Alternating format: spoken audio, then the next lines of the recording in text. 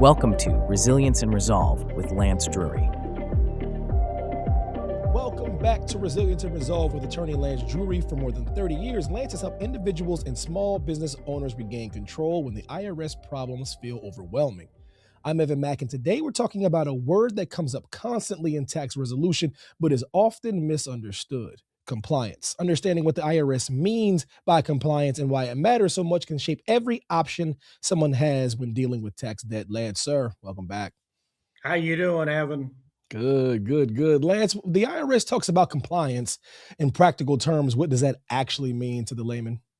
Well, Evan, what that actually means is that you have to file your taxes on time and you have to pay your taxes on time. And as long as you do that, and every year is like that, you're compliant in terms of the IRS. You never have to worry about the IRS coming after you because there's no tax liability and you've been paying and filing on time. Mm. Why does the IRS place so much weight on filing and reporting even more than payment in those situations? Well, because it's the law. You've got to file Mhm. your taxes. You know, you can't go to jail for not paying your taxes, but you can go to jail for not filing your taxes. And the IRS requires that in order for you to be compliant, you have to have the last 6 years' tax returns prepared and filed. And so once you do that and you have tax liability, then the IRS is willing to talk to you about some sort of agreement or settlement with them to get everything cleaned up so that you don't have to worry about levies. But until you get the last 6 years' tax returns prepared and filed, you're not in any position to negotiate your tax debt with the IRS. Just an interesting aside here, Evan. I tell everybody if they don't hire me, you hire an attorney that does this every single day. Don't hire the accountants, and here's why: they just dabble in this. And every attorney in my office has seen accountants screw up. And the biggest mistake they make is somebody comes to them, has 10 years of unfiled returns. And let's say they're self employed. They make them file every year's return. Well, guess what? You only got to file the last 6 years. If the years prior to that you haven't filed and the IRS hasn't filed, your tax liability is zero. So if you're self employed, you haven't made estimated tax payments, they're going to put tens of thousands of dollars, if not $100,000 in debt for any one of those years because the IRS does not keep track of their business expenses. Mm. So you're filing when you don't have to, and you're just putting more liability on the books than you need to. Lance, what tends to happen when someone tries to resolve tax debt but isn't fully compliant? Well, you're not going to be able to resolve your tax debt. The Mhm. IRS, the first step is to get the last 6 years tax returns prepared and filed. They are not going to do anything in the absence of you getting the last 6 years tax returns and filed. And you don't want to call them up to do this because they'll make unreasonable demands, give you unreasonable deadlines. And if you don't do it, then they'll start threatening to levy you and they will start the levy process. So you've got to get those last 6 tax returns prepared and filed. And guess what? There's people who think they've done that. They think their accountant filed them or somebody filed them. And so we go in and we do what's called a compliance check before we do anything else. They give us a power of attorney. We have to wait about a month because it takes that long now to process. We go in to make sure, and guess what happens, Evan? Mm. People tell me all their returns are filed. We go in, there's a year or two not filed. And I go, well, they said, I sent them in. I said, did you send them in by certified mail? They go, no. I said, well, they may have had them, but you know, they're a bureaucracy. They lose stuff all the time. I said, anything that's important to the IRS, it's expensive, but we send in by certified mail or overnight UPS because we have to track anything that's important. Because if the IRS says they never got it, you better have proof that they did, or you know who's going to win that argument. Yep. How, And how again, does it's not just the IRS, Evan, it's the Postal Service. They lose stuff all the time. How does being compliant change the way the IRS approaches a case, though, Lance? Well, it's once you're compliant, then they're going to entertain an agreement. Then you can start the process of trying to prove to the IRS that you don't have the ability to pay all the tax liability back. 85 to 90% of our clients never pay back the full amount. 10 to 15% never pay a dime, but it's a lot of work for us. It's a lot of work for the taxpayer because we have to go through financial statements, bank statements, credit card statements, debit card statements to prove to the satisfaction of the IRS that you don't have the ability to pay all this back.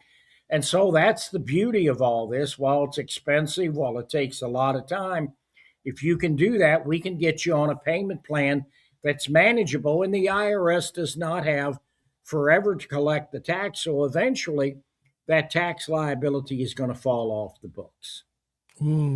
Lance, you've seen cases where people focused only on paying instead of filing.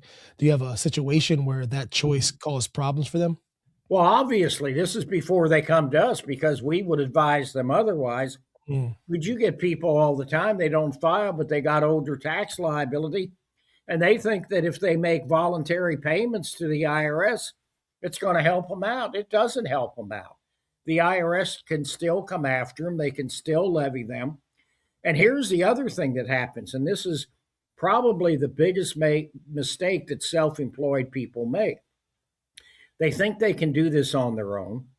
So the first thing they do is call up the IRS, make sure they don't get levied. So they set up a payment plan on the back taxes, and it's always for the full amount, including all the penalties and interest, because the IRS takes advantage of lay people. And so they just make them pay everything.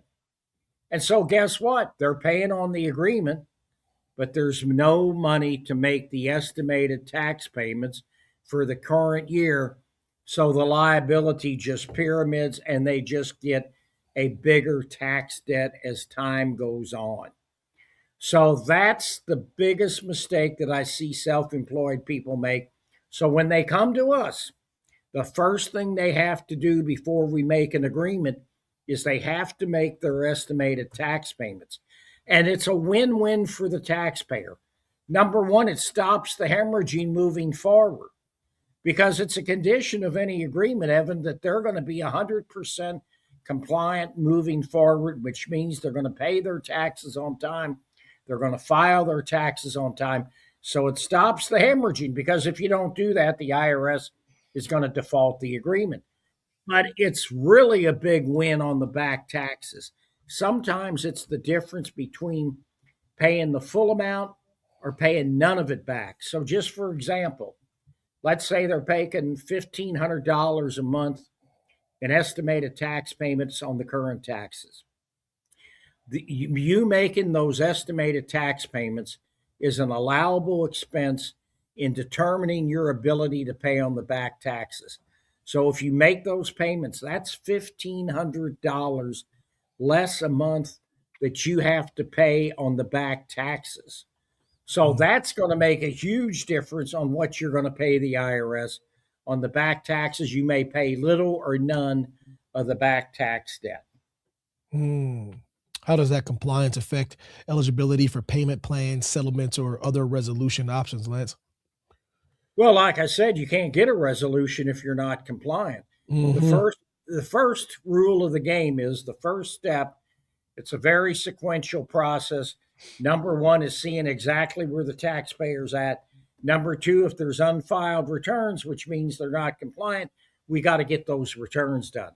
So it is a game changer to become compliant with the IRS because the IRS nor the states are going to talk to you if you have unfiled tax returns, because why should they give you a deal? Then eventually you file those returns and you got all this liability. So they're going to require that you get all this done before they'll even talk about negotiating a settlement. Lance, what mistakes do people make when they assume that partial compliance is good enough? Well, again, they're not going to get anywhere with the IRS. You cannot file your tax return one day late. If you file your return one day late, you're not compliant. if you pay your tax return liability 1 day late, you're not compliant. You have to be 100% compliant. So partial compliance gets you nowhere. You have to be 100% compliant, or the IRS is not even going to talk to you about a settlement. And Lance, for someone listening who wants to get back on track, what should they understand about compliance before taking their next step?